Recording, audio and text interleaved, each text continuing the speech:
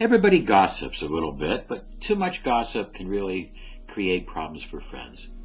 Even God in the Bible had a special commandment about thou shalt not gossip. I am the Lord thy God. Thou shalt have no other gods before me. Is gossiping a sin? Yes. Father O'Rourke answered her. Yes. You've borne false witness against your neighbor. You've played fast and loose with his reputation, and you should be heartily ashamed. Thou shalt not bear false witness against thy neighbor. I want you to go home. Take a pillar up on your roof. Cut it open with a knife. Then return here to me.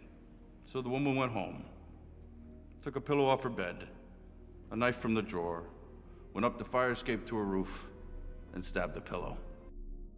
Backstabbing lies can be told to slander and hurt people behind their backs, and it hurts the reputation.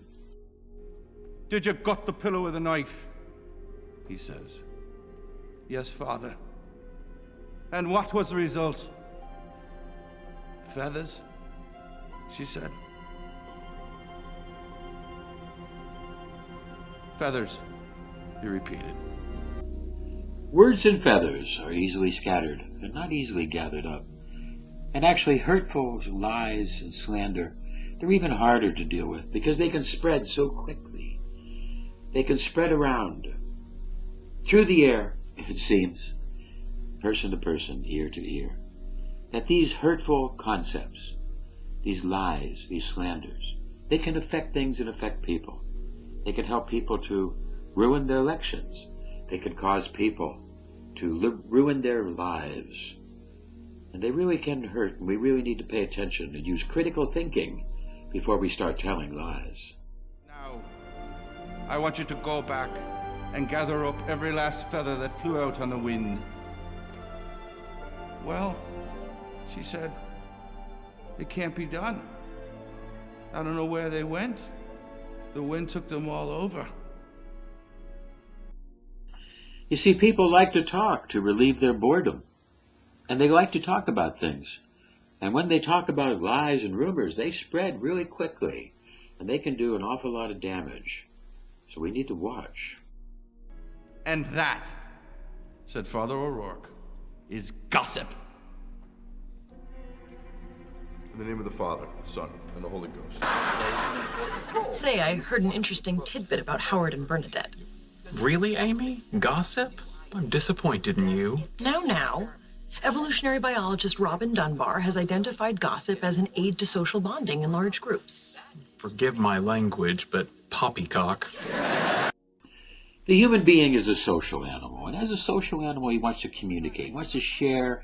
He wants to be able to network.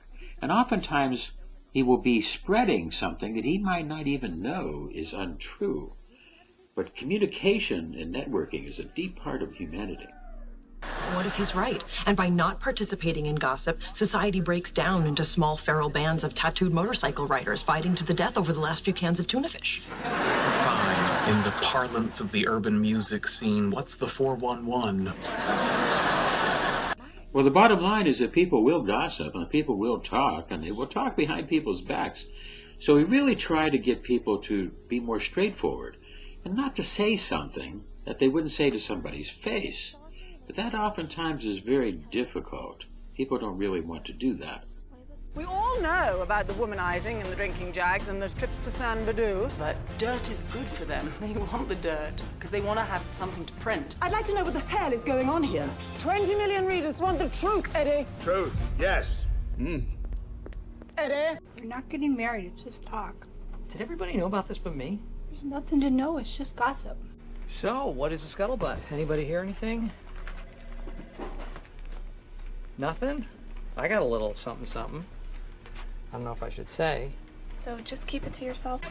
Marty, you ain't gonna tell nobody about this, right? Oh, sure, Riz. Look, I'll take it to the grave, okay? Coming through. Come on, lady with the baby. What's up? Stanley is having a midlife crisis. Stanley is having an affair. What? I am very happy right now. Thrilled, perhaps, to be a part of the office, to be a part of the conversation.